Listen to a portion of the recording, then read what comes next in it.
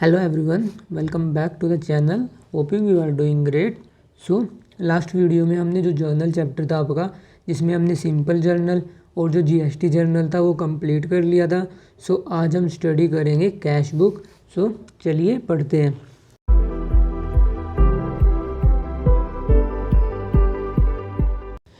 जब मैंने आपको जर्नल स्टार्ट कराया था तब मैंने उसमें बताया था कि अगर बिजनेस का साइज़ स्मॉल हो तब तो वो क्या करता है, वो सिंपली जर्नल एक ही जर्नल मेंटेन करता है. बट मैंने आपको बताया था कि जैसे जैसे किसी बिजनेस का साइज़ ग्रो होता है सो उसकी ट्रांजैक्शन भी क्या होनी शुरू हो जाती है, वो भी इंक्रीज़ होनी शुरू हो जाती है. सो इस सिचुएशन में सारी की सारी ट्रांजैक्शन एक ही जर्नल में रिकॉर्ड करना बहुत मुश्किल हो जाता है, क्योंकि एक तो डेली इतनी सारी ट्रांजैक्शन हो रही होती हैं कि उनका रिकॉर्ड रखना मुश्किल होता है, और अगर आपको किसी टाइम उसको रेफरेंस के लिए चेक करना पड़ जाए तो वो भी बहुत मुश्किल पड़ता है. सो इस सिचुएशन में जर्नल को कुछ सब जर्नल्स में डिवाइड कर दिया जाता है. सो उन सब जर्नल्स को, जिनको हम सब जर्नल्स भी बोलते हैं, स्पेशल जर्नल्स भी बोलते हैं, सो उसमें हम डिफरेंट टाइप्स की बुक मेंटेन करते हैं. और उन बुक्स को हम क्या बोलते हैं, या तो हम उसको बोलते हैं सब जर्नल्स या हम उसको बोलते हैं स्पेशल जर्नल. और इनके दूसरे नाम क्या हैं, इसको हम डेज बुक्स भी बोलते हैं, और इसके अलावा हम इसको स्पेशल पर्पस बुक भी बोलते हैं, क्योंकि हर पर्पस के लिए एक स्पेशल बुक मेंटेन करी जाती है. सो हम इसे स्पेशल पर्पस बुक भी बोलते हैं. और ऐसे ही हम इसको सब्सिडरी बुक्स भी बोलते हैं, क्योंकि ये जो सब्सिडरी बुक्स होती हैं ये सिर्फ एक ही मतलब पर्टिकुलर पर्पस के लिए प्रिपेयर की जाती हैं. और इसको हम एज नॉर्मली क्या बोलते हैं, बुक्स ऑफ ओरिजिनल एंट्री तो बोलते ही हैं. इन शॉर्ट रियलिटी में होता क्या है कि जब बिजनेस स्मॉल लेवल पे ऑपरेट कर रहा हो तब वो क्या करता है, तब वो सिर्फ एक ही जर्नल मेंटेन करता है, जो कि हमने अब तक स्टडी किया. बट जैसे जैसे बिजनेस का साइज़ ग्रो होना शुरू हो जाता है, मतलब कि जैसे उसके पास पहले सिर्फ एक ही स्टेट का काम था बट अब वो पूरे कंट्री में एक्सपेंड हो गया, सो वो सारी की सारी ट्रांजैक्शन एक ही जर्नल में नहीं रिकॉर्ड करेगा, वो इसको फर्दर सब डिवाइड कर देता है. और इसको फर्दर सब डिवाइड करके वो सारी ट्रांजैक्शन कितनी बुक्स में रिकॉर्ड करता है, जैसे कि वो कैश ट्रांजैक्शन, जो सारी की सारी कैश ट्रांजैक्शंस होंगी वो कहाँ पे रिकॉर्ड करेगा, कैश बुक में. और जो परचेज से रिलेटेड ट्रांजैक्शन होगी, परचेज से रिलेटेड मतलब जो क्रेडिट पे परचेज करेगा गुड्स, ओनली क्या गुड्स, जो कि वो आगे फर्दर सेल करेगा, और वो भी किस पे, क्रेडिट पे. सो वो सारी की सारी ट्रांजैक्शन किस में रिकॉर्ड होंगी, परचेज बुक में. ऐसे ही सेल्स बुक्स मेंटेन करेगा वो. सेल्स बुक्स कौन सी होगी, जिसमें सारी की सारी सेल्स ट्रांजैक्शन होंगी. सेल्स ट्रांजैक्शन किसकी, सिर्फ और सिर्फ गुड्स की, मतलब कि जिन गुड्स में वो डील कर रहा है, और वो भी किस पे, क्रेडिट पे. सो जर्नल को हम डिफरेंट सब बुक्स में डिवाइड कर देते हैं. और इसके अलावा कौन कौन सी बुक्स होती हैं, ऐसी ही आपकी एक बुक होती है परचेज रिटर्न की. परचेज रिटर्न में वो सारी ट्रांजैक्शंस रिकॉर्ड करेगा जो कि उसने यहाँ पे गुड्स परचेज़ किए. अब जब वो उनको रिटर्न करेगा वो कहाँ पे रिकॉर्ड करेंगे, वो रिकॉर्ड करेंगे हम परचेज रिटर्न में. ऐसी ही एक और बुक मेंटेन करेगा, और उस बुक्स का नाम क्या होगा, उसका नाम होगा सेल्स रिटर्न. तो इसमें जितनी ट्रांजैक्शन उसने क्रेडिट पे करी है, जब वो रिटर्न होंगी तब वो किस में रिकॉर्ड करेगा, वो उनको रिकॉर्ड करेगा सेल्स रिटर्न बुक में. और इसके अलावा ऐसी कुछ और बुक्स मेंटेन करता है, जैसे कि होगी bills receivable book, bills receivable book. और इसके अलावा एक और बुक भी होती है हमारी, वो क्या होती है, bills payable book. Bills payable में वो सारे के सारे बिल्स जो अपने क्रेडिटर्स को पे करेगा वो यहाँ पे आएंगे, और सारे के सारे बिल्स जो अपने डेटर से रिसीव करेगा वो कहाँ पे रिसीव करेगा, वो उनको हम रिकॉर्ड करेंगे बिल्स रिसीवेबल बुक में. और जो इसके अलावा कुछ ट्रांजैक्शंस बचेंगी उसके लिए हम एक और बुक मेंटेन करेंगे, और उस बुक का नाम क्या होता है, उस बुक का नाम होता है जर्नल प्रॉपर. मतलब कि वो सारी ट्रांजैक्शन जो कि यहाँ पे कहीं पे नहीं आ सकती वो आएगी किस में, जर्नल प्रॉपर में. जैसे कि अगर उसने कोई एसेट परचेज़ किया, एसेट सेल किया, और इसके अलावा कुछ और ट्रांजैक्शंस, जैसे कि उसने डिस्काउंट मिला, तो वो कहाँ पे रिकॉर्ड होंगी, वो आपकी रिकॉर्ड होंगी जर्नल प्रॉपर में. सो इन शॉर्ट मैं आपको बताता हूँ कि जब हम जर्नल को काफ़ी सारी बुक्स में डिवाइड कर देते हैं तब हम उसको क्या बोलते हैं, सब जर्नल्स या स्पेशल बुक. और स्पेशल बुक्स कौन कौन सी हैं अपने पास, cash book, purchase book, sales return book, purchase return book, bills receivable book, bills payable book, और लास्ट कौन सी है, जर्नल प्रॉपर. सो हम हर बुक एक स्पेशल पर्पस के लिए मेंटेन कर रहे हैं. सो इसके क्या बेनिफिट है, जब हम मतलब कि एक जर्नल को हमने काफ़ी सारी बुक्स में डिवाइड कर दिया तो इसके बहुत सारे बेनिफिट होते हैं, जिसकी वजह से जो बड़ी कंपनी है वो अपने जर्नल को डिफरेंट बुक्स में डिवाइड कर देती हैं।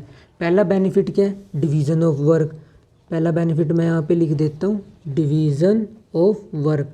क्योंकि पहले क्या था, सारा का सारा काम एक ही बंदा परफॉर्म करेगा, मतलब सारी की सारी एंट्री एक ही बंदा रिकॉर्ड करेगा। बट अब कैश बुक एक अलग बंदा मेंटेन कर रहा होगा, परचेज बुक अलग, ऐसी परचेज रिटर्न अलग बंदा मेंटेन कर रहा होगा।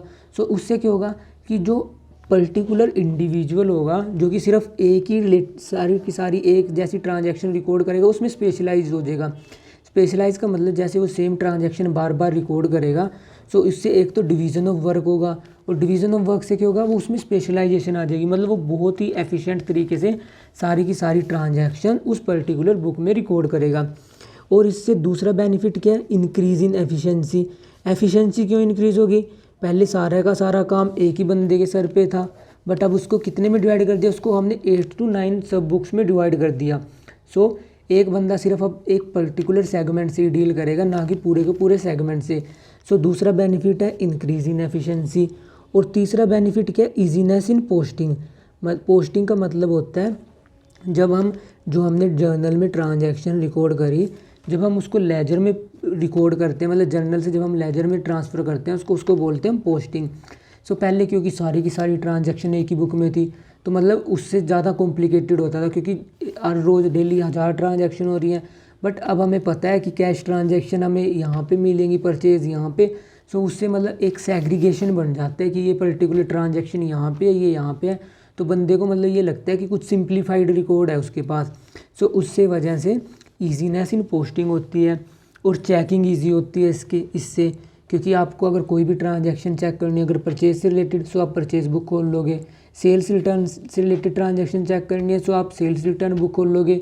और अगर यही जर्नल का केस होता तो आपको उसमें हर पेज को जैसे पीछे पीछे स्क्रॉल करना पड़ता, तब आपको पता लगता कि ये ट्रांजैक्शन यहाँ पे है। बट क्योंकि अब तो आपके पास स्पेशल बुक है हर पर्पज़ के लिए, सो इससे क्या होती है, ईजीनेस इन चेकिंग। और इसके अलावा और क्या बेनिफिट्स हैं इसके अलावा बेनिफिट है प्रोटेक्शन ऑफ फ्रॉड। मतलब कि पहले जब सारी की सारी ट्रांजैक्शन हम एक ही बुक में रिकॉर्ड कर रहे थे, तो उससे फ्रॉड के चांसेस इंक्रीज़ हो जाते हैं।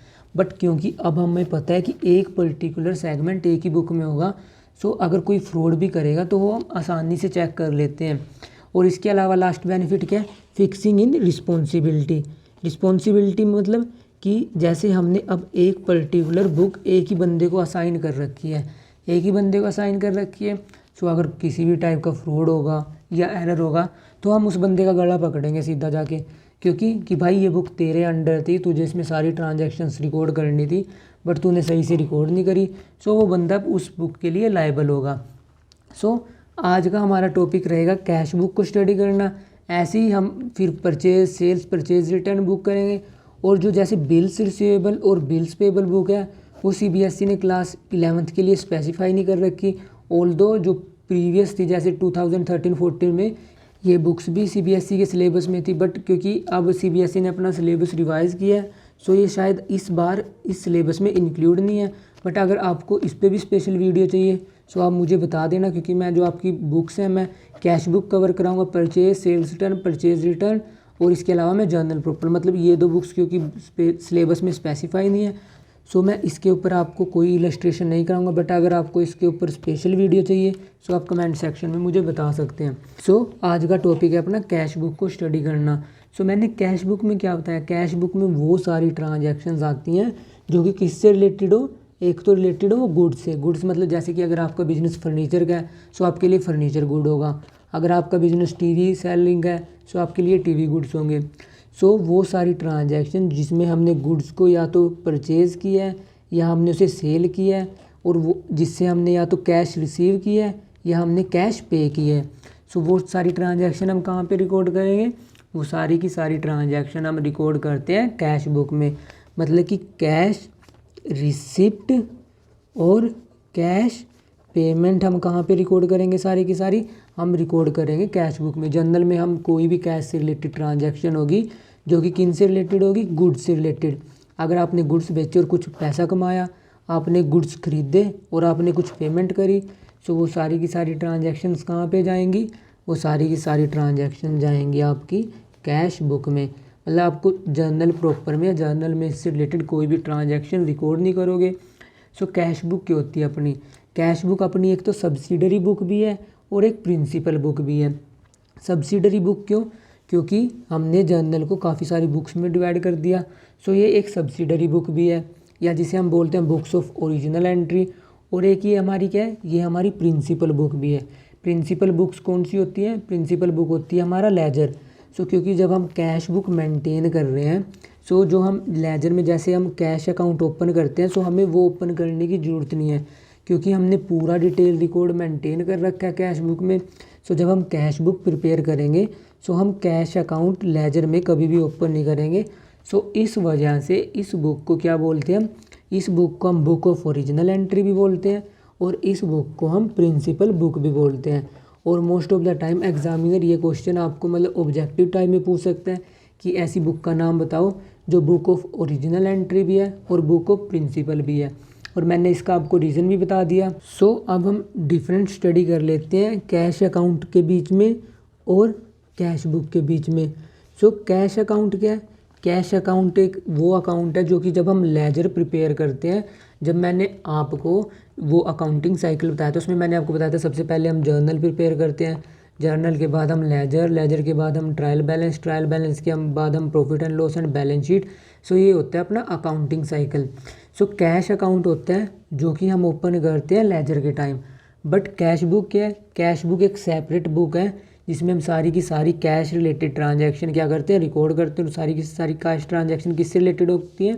जिसमें हमने या तो गुड्स परचेज़ किए हों या हमने गुड्स सेल किए हों। और इसके अलावा हमारा नेक्स्ट डिफरेंस क्या है? जब हम कैश अकाउंट ओपन करते हैं, तो सारी की सारी ट्रांजैक्शन हम सबसे पहले कहाँ पे रिकॉर्ड करते हैं? सबसे पहले हम रिकॉर्ड करते हैं जर्नल में, उसके बाद हम इनको कैश अकाउंट में ट्रांसफ़र करते हैं कैश रिलेटेड ट्रांजैक्शन को। बट हम कैश बुक मेंटेन करते हैं जब, तब हमें कोई भी कैश अकाउंट ओपन करने की ज़रूरत नहीं, क्योंकि सारी की सारी ट्रांजैक्शन जो कैश से रिलेटेड है वो कहाँ पे रिकॉर्ड करते हैं? वो हम रिकॉर्ड करते हैं कैश बुक में। सो ये थे दो डिफरेंस किस किस के बीच में? कैश अकाउंट और कैश बुक के बीच में। अब एग्जामिनर काफ़ी बार एक थियोरेटिकल क्वेश्चन पूछता है स्टूडेंट से कि जो हमारी कैश बुक है वो जर्नल है या लेजर है, मतलब कि कैश बुक को हम जर्नल बोल लेंगे या लेजर बोल लेंगे। सो जो हमारी कैश बुक होती है वो क्या होती है? वो होती है जर्नलाइज्ड लेजर। जर्नलाइज्ड लेजर का मतलब कि ये जर्नल का भी काम करती है और ये लेजर का भी काम करती है। सो ना तो कैश बुक जर्नल है ना कैश बुक लेजर है, वो दोनों है, मतलब वो जर्नल भी है वो लेजर भी है। क्योंकि जब हम कैश बुक मेंटेन करते हैं, सो जो सारी की सारी कैश रिलेटेड ट्रांजैक्शन होती है, cash of purchase of goods, और ऐसे ही जब आप कैश पे गुड्स बेचोगे, सो जो आप कैश रिसीव करोगे सबसे पहले कहाँ पे रिकॉर्ड करोगे? आप कैश बुक में रिकॉर्ड करोगे। और जो आपने cash related transaction cash book में रिकॉर्ड कर ली, आप उसके लिए किसी भी टाइप का अकाउंट नहीं ओपन करोगे। सो इस वजह से इसे बोलते हैं हम generalised laser. So cash book ना तो हमारा जर्नल है ना हमारा लेजर है, वो क्या है हमारा? वो है हमारा जर्नलाइज्ड लेजर। सो जो हमारी कैश बुक होती है वो 4 टाइप की होती है। अब मैं यहाँ पे आपको कैश बुक के टाइप बताता हूँ जो कि एग्ज़ाम में आप सबके सिलेबस में स्पेसिफाई कर रखा है। सो पहली कैश बुक होती है हमारी single column cash book. Single column cash book का मतलब जिसमें जो हमारे कॉलम होते हैं वो सिर्फ एक होता है, मतलब या तो आपकी सारी की सारी ट्रांजैक्शन कैश से रिलेटेड होंगी, अगर कैश से रिलेटेड नहीं होंगी तो सारी की सारी ट्रांजैक्शन बैंक से रिलेटेड होंगी। और 2 कॉलम कैश बुक हमारे पास 3 टाइप की होती है, मतलब यहाँ पे लिख लेता हूँ मैं डबल कॉलम। और इसकी कितनी क्लासिफिकेशन है? इसको हमने 3 कैटेगरीज में क्लासीफाई कर रखा है। पहली कैटेगरी क्या है? जिसमें आपके पास 2 कॉलम होंगे, एक तो कैश अकाउंट का कॉलम होगा और दूसरा किसका कॉलम होगा? दूसरा आपके पास कॉलम होगा डिस्काउंट का। और दूसरा टाइप क्या है? जिसमें आपके पास कैश कॉलम होगा और दूसरा क्या होगा? दूसरा आपके पास होगा बैंक अकाउंट का कॉलम। और तीसरी कैटेगरी क्या है? जिसमें आपके पास बैंक का कॉलम होगा और किसका कॉलम होगा? डिस्काउंट का। सो कॉलम का मतलब है कि सारी की सारी ट्रांजैक्शन कैश से रिलेटेड होंगी, सारी की सारी ट्रांजैक्शन यहाँ पे कैश से और डिस्काउंट से, सारी की सारी ट्रांजैक्शन कैश से, कुछ बैंक से, ऐसे इसमें कुछ बैंक से रिलेटेड ट्रांजैक्शन होगी, कुछ डिस्काउंट से रिलेटेड ट्रांजैक्शन होगी। और इसके अलावा हमारे पास तीसरी कैटेगरी है जिसमें हमने उसको क्लासीफाई कर रखा है ट्रिपल कॉलम में। ट्रिपल कॉलम कैटेगरी किस में होती है? जिसमें सारे के सारे कॉलम होते हैं, मतलब कि उसमें आपके पास कैश कॉलम भी होगा उसमें आपके पास बैंक कॉलम भी होगा और उसमें आपके पास डिस्काउंट कॉलम भी होगा। और इसके अलावा फोर्थ क्लासिफिकेशन है हमारी पेटी कैश बुक की।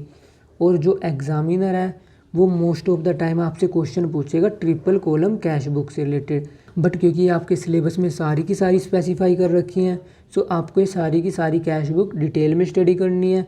सो आज हम स्टडी करेंगे सिंगल कॉलम कैश बुक, इसके बाद हम नेक्स्ट कॉलम में जो बची हुई कैश बुक है हम उसको कवर करेंगे। सो जो सिंगल कॉलम कैश बुक है उसका फॉर्मेट इस टाइप से होता है। सो यहाँ पे इस साइड आएगा डेबिट, यहाँ पे आएगा क्रेडिट।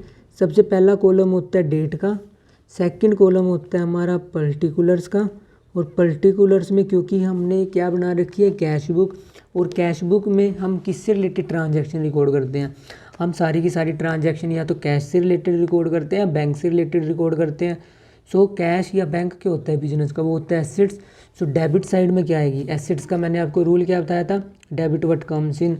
सो इस वजह से डेबिट साइड में क्या आती है, रिसिप्ट्स, क्योंकि जब कैश का बैलेंस इंक्रीज़ होता है, बैंक का बैलेंस इंक्रीज़ होता है, तो हम उसको डेबिट बैलेंस बोलते हैं। और तीसरा कॉलम होता है अपना वाउचर नंबर का, और इससे अगला कॉलम होता है अपना लेजर फोलियो का, इससे नेक्स्ट कॉलम होता है अपना अमाउंट का, जिसमें हम सारा का सारा अमाउंट रिकॉर्ड करते हैं। और उससे नेक्स्ट कॉलम होता है अपना डेट का, फिर उससे नेक्स्ट कॉलम होता है अपना पर्टिकुलर्स का। और पर्टिकुलर्स में क्रेडिट साइड में क्या आता है, क्रेडिट साइड में आती है पेमेंट्स, क्योंकि आपने अब तक जो जर्नल एंट्रीज पढ़ी हैं उसमें आपने देखो जब कैश का बैलेंस डिक्रीज़ होता है या बैंक का बैलेंस डिक्रीज़ होता है तब हम उसको किस साइड रिकॉर्ड करते थे, हम उसको रिकॉर्ड करते थे क्रेडिट साइड। सो डेबिट साइड सिर्फ यहीं तक है और इधर क्या है, क्रेडिट साइड। और ये है फिर अपना वाउचर नंबर, यहाँ पे भी आएगा लेजर फोलियो, और उसके बाद आएगा अपना अमाउंट। सो जो सिंगल कॉलम कैश बुक है उसका फॉर्मेट इस टाइप से होता है। अगर ऐसे ही जब डबल कॉलम कैश बुक आएगी या ट्रिपल कॉलम कैश बुक आएगी, सो उसमें ज़्यादा कुछ नहीं होगा। उसमें जैसे यहाँ पे एक सिंगल कॉलम है अभी कैश का, क्योंकि ये तो सिंगल कॉलम कैश बुक है, सो यहाँ पे सारी की सारी ट्रांजैक्शन कैश से रिलेटेड है। बट जब जैसे आपके पास डबल या ट्रिपल आएगी तो उसमें एक एक कॉलम और ऐड होता चला जाएगा। जैसे ये कैश का है, फिर आ जाएगा डिस्काउंट का, और अगर ट्रिपल हुई तो फिर आ जाएगा बैंक का। ऐसे यहाँ पे भी कैश, बैंक और डिस्काउंट का। सो ये होता है नॉर्मल फॉर्मेट जो कि जो हमारे अकाउंटिंग एक्सपर्ट्स हैं उन्होंने कैश बुक का स्पेसिफाई कर रखा है। सो अब हम एक क्वेश्चन देख लेते हैं जिसमें हम स्टडी करेंगे कि हम सारी की सारी जो ट्रांजैक्शंस हैं उनको हम कैसे रिकॉर्ड करते हैं।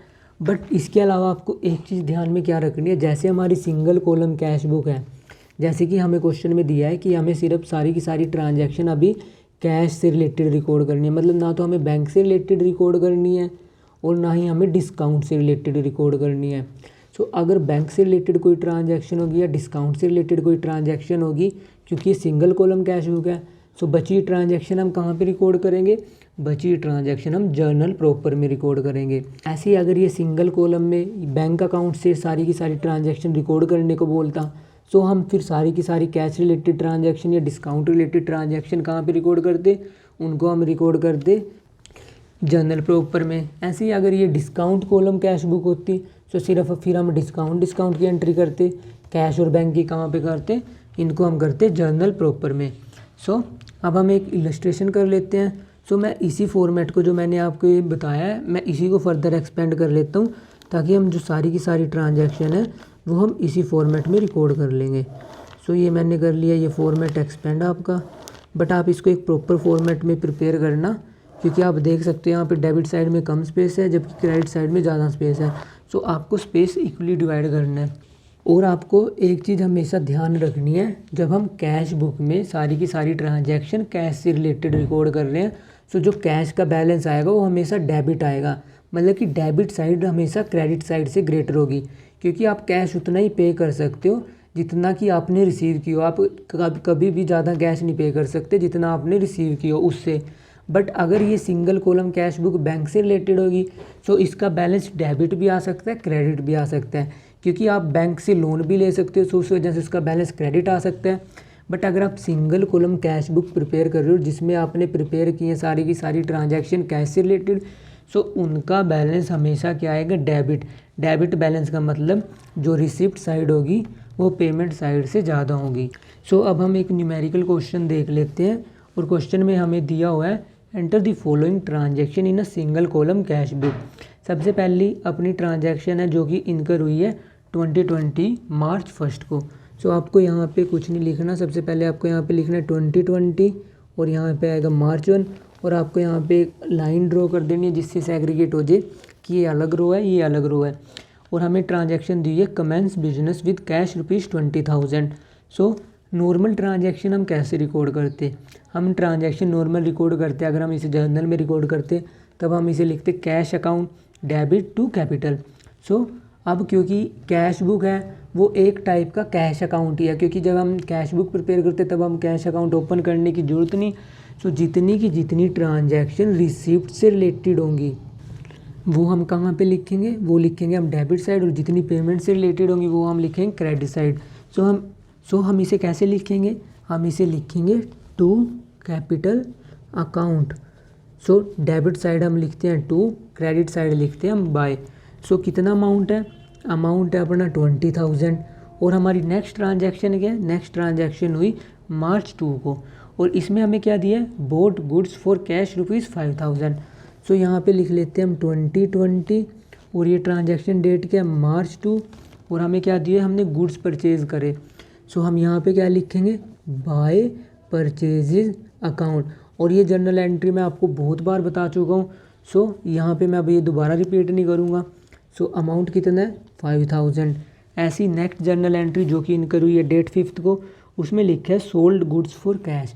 अब हमने गुड्स बेचे हैं कैश पे, सो हमें क्या मिलेगा, हमारे पास कैश आया होगा। सो ये क्या है, रिसिप्ट। सो इसको हम कैसे लिखेंगे, ट्रांजैक्शन है मार्च 5 की, सो हम यहाँ पे लिखेंगे टू सेल्स अकाउंट और अमाउंट कितने है, अमाउंट है अपना 4,000। ऐसी नेक्स्ट जर्नल एंट्री है जो कि इनकर हुई डेट 10 को और उसमें हमें दिया हुआ है goods purchased from Ravi on credit. और मैंने जब आपको कैश बुक की थ्योरी बताई सो उसमें मैंने क्या बताया आपको कि कैश बुक में हम सारी की सारी कैश रिलेटेड ट्रांजैक्शन रिकॉर्ड करते हैं और जो किससे रिलेटेड हो, गुड्स से रिलेटेड। अगर आपने कोई क्रेडिट पे गुड्स परचेज़ किए सो आप कहाँ पे रिकॉर्ड करोगे, परचेज बुक में। कैश बुक में आपने या तो गुड्स बेचे कैश पे या आपने गुड्स खरीदे कैश पे, वो सारी ट्रांजैक्शन सिर्फ और सिर्फ कहाँ पे आएंगी, कैश बुक में। और अगर आप मतलब कि कोई एसेट्स भी बेचते हो कैश में, वो भी कहाँ पर आएंगे, वो आएंगे आपके जर्नल प्रॉपर में, वो भी कैश बुक में रिकॉर्ड नहीं होंगे। सो ये चीज़ें आपको ध्यान में रखनी है। सो हम जो डेट 10 की एंट्री वो हम कहाँ पे रिकॉर्ड करेंगे, उसको हम जर्नल प्रॉपर में रिकॉर्ड करेंगे। जर्नल प्रॉपर में मतलब जैसे अब तक हम जर्नल मेंटेन करते थे, सो हम वहाँ पे लिखेंगे डेट 10 और जैसे मैं आपको जर्नल प्रॉपर भी मेंटेन करके दिखा देता हूँ। यहाँ पे आपको लिखना है नॉर्मली जर्नल प्रॉपर और यहाँ पे आप उसका एक शेड्यूल प्रिपेयर करोगे जैसे आप नॉर्मल जर्नल प्रिपेयर करते थे। यहाँ पे आता था डेट, यहाँ पे आता था पर्टिकुलर्स, फिर आता था लेजर फोलियो, यहाँ पे आता था डेबिट और यहाँ पे आता था क्रेडिट अमाउंट। सो यहाँ पे अब मैं इसके पर्टिकुलर्स लिख देता हूँ। यहाँ पे आएगा date, particulars, ledger folio, debit rupees, credit rupees. So अपनी नॉर्मल जर्नल एंट्री क्या दी है, डेट 10 को है और क्या है, goods purchased from Ravi on credit. So अपनी जर्नल एंट्री क्या आएगी, purchases account debit to Ravi और ट्रांजैक्शन अमाउंट क्या है, ट्रांजैक्शन अमाउंट है अपना 10,000। सो जर्नल प्रॉपर में हम इस ट्रांजैक्शन को ऐसे रिकॉर्ड कर देंगे और नरेशन में हम क्या लिख देंगे, purchase goods from Ravi on credit. So ऐसे ही अपनी नेक्स्ट जर्नल एंट्री है जो कि इनकर हुई है डेट 13 को और उसमें हमें दिया है कि हमने रवि को कैश पे किया, कितना, 7,000। सो कैश पे कहाँ पे आएगा, क्रेडिट साइड में। सो नेक्स्ट ट्रांजैक्शन मार्च 13 को रिकॉर्ड करेंगे हम बाय रवि, क्योंकि रवि के जब हमने पे किया सो अपना कैश बैलेंस रिड्यूस हो गया। सो बैलेंस रिड्यूस कहाँ पे होता है, क्रेडिट साइड, इंक्रीज़ कहाँ पे होता है, डेबिट साइड। सो कितना अमाउंट आएगा, 7,000। ऐसी नेक्स्ट जर्नल एंट्री है कैश सेल, मतलब कि आपने कैश सेल करी कितने की, 8,000 की और ट्रांजैक्शन कब है, 15 को। सो आप यहाँ पे लिखोगे टू सेल्स अकाउंट और अमाउंट कितना आएगा, अमाउंट आएगा अपना 8,000। ऐसी अपनी नेक्स्ट जर्नल एंट्री है जो कि इनकर हुई है डेट 18 को और उसमें हमें दिया है परचेज्ड फर्नीचर फॉर कैश, मतलब कि आपने फर्नीचर परचेज़ किया कैश पे। क्योंकि इस क्वेश्चन में हमें कुछ नहीं मेंशन कि जो ये कैश बुक हम मेंटेन कर रहे हैं वो किसकी है, ना तो हमें ये दिया हुआ कि उसका बिजनेस फर्नीचर का है, ना में ये दिया हुआ कि उसका फर्नीचर टेलीविज़न का है, मतलब कुछ नहीं मेंशन है। सो आपको इस क्वेश्चन में अपनी अजम्पशन बतानी पड़ेगी एग्जामिनर को कि कोई कुछ स्पेसिफाई नहीं कर रखा। सो मैंने ये एज्यूम किया जो उसका फर्नीचर है वो मतलब एज अ फर्नीचर डीलर ही था। सो अगर आप उसको ये एज्यूम करके लिखोगे तब तो आप ट्रांजैक्शन कहाँ पे रिकॉर्ड करोगे, तब आप करोगे कैश बुक में।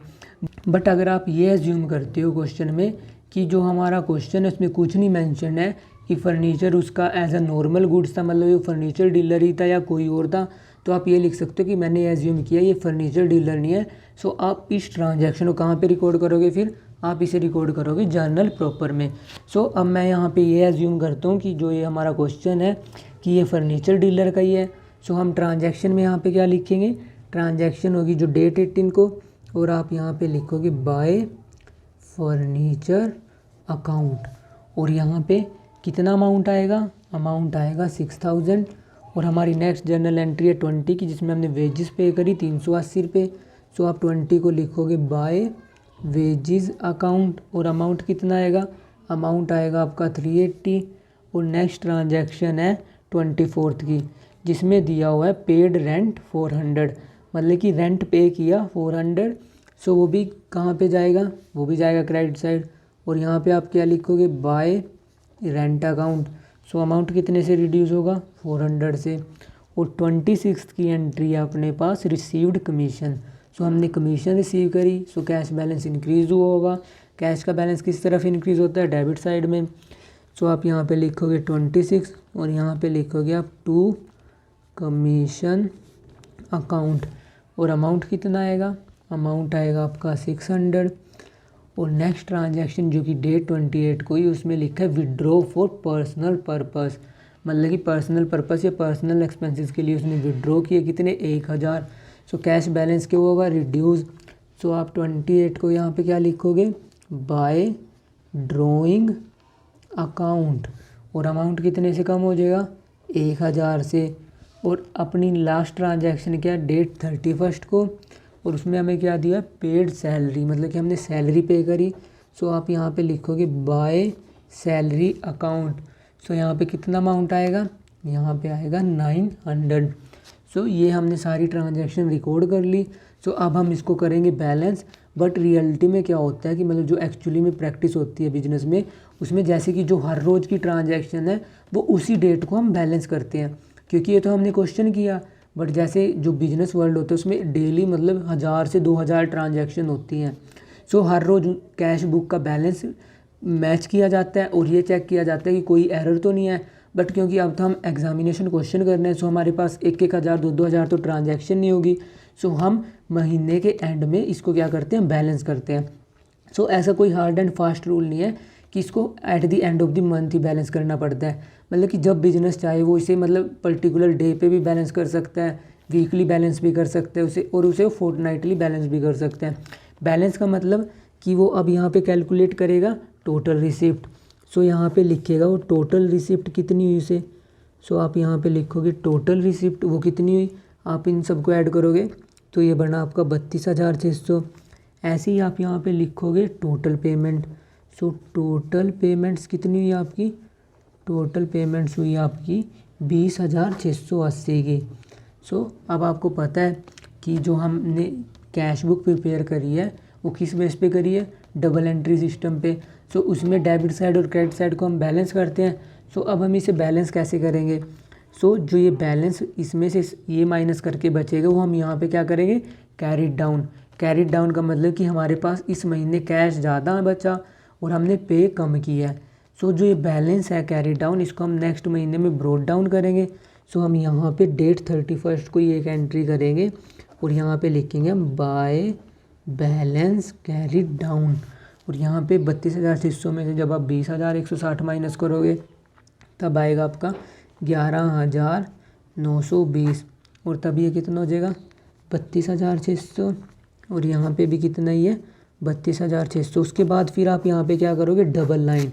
डबल लाइन का मतलब है कि आपने कैश बुक बैलेंस कर दी और जो 31 को आपने बैलेंस कैरी डाउन किया, इसे आप नेक्स्ट मंथ जो कि है अप्रैल 1 को, इसको क्या करोगे brought down to balance brought down कितना 11,920, मतलब कि हमारे पास महीने की शुरुआत में 11,920 क्या पड़ा है, कैश पड़ा है अपने पास एक्स्ट्रा। सो ऐसे ही बिजनेसमैन इसे या तो हर डेली भी इसे बैलेंस कर सकता है, ऐसे डेली जब वो बैलेंस करेगा वो इसी टाइप से बैलेंस करेगा, उसे वीकली भी बैलेंस कर सकता है, उसे 14 दिन भी बाद बैलेंस कर सकते हैं, महीने बाद भी बैलेंस कर सकता है। सो ये डिपेंड करता है बिजनेसमैन टू बिजनेसमैन। सो ऐसा कोई हार्ड एंड फास्ट रूल नहीं है। सो जो कैश बुक है, जो हमने सिंगल कॉलम कैश बुक पढ़ी जिसमें हमने सारी की सारी ट्रांजैक्शन कैश से रिलेटेड रिकॉर्ड करी, उसमें हमेशा डेबिट बैलेंस आएगा। बट जैसे मैं आपको बैंक कॉलम कैश बुक कराऊंगा या डिस्काउंट कॉलम कैश बुक कराऊंगा, उसमें डेबिट और क्रेडिट दोनों बैलेंस आते हैं। सो आज के लिए इतना ही है। तो आपको ध्यान में क्या रखना है, जितनी कैश से रिसिप्ट होती हैं वो आती है डेबिट साइड, क्योंकि कैश अकाउंट क्या अपना रियल एसेट्स का बैलेंस क्या होता है, डेबिट। सो डेबिट साइड में कैश इंक्रीज़ होगा, क्रेडिट साइड में बैलेंस रिड्यूस होगा। और इंक्रीज़ को हम कैसे लिखते हैं, to capital, to sales, to commission. और जब हम पेमेंट करेंगे तब हम लिखेंगे by purchases, by furniture, wages, rent, drawing etcetera. So अब आपके दिमाग में एक क्वेश्चन ये भी अराइज हो रहा होगा कि सर यहाँ पे हमने लेजर फोलियो क्यों लिखा। आपने तो बोला है कि कैश बुक हमारा जर्नलाइज लेजर है, मतलब कि जब हम कैश बुक मेंटेन करते हैं तो हमें सिर्फ लेजर मेंटेन करने की कोई ज़रूरत नहीं है। सो मैंने आपको बताया कि जब हम कैश बुक प्रिपेयर करते हैं तो सिर्फ हम लेजर में कैश अकाउंट नहीं ओपन करते, बाकी और भी बहुत सारे अकाउंट है, जैसे कि आप यहाँ पे देख सकते हो, परचेजेस हो गया, फर्नीचर हो गया, वेजेस, रेंट, ड्राइंग, इन सब के अकाउंट तो हम लेजर में ओपन करेंगे। सो जब हम ये ट्रांजैक्शन वहाँ पे पोस्ट करेंगे सो हमें यहाँ पे लेजर फोलियो लिखना पड़ेगा। सो इस वजह से कैश बुक में लेजर फोलियो का कॉलम भी ऐड होता है। So that's all for today. Keep learning and smiling. If you have any doubt you can ask me in the comment section. Thank you, bye bye.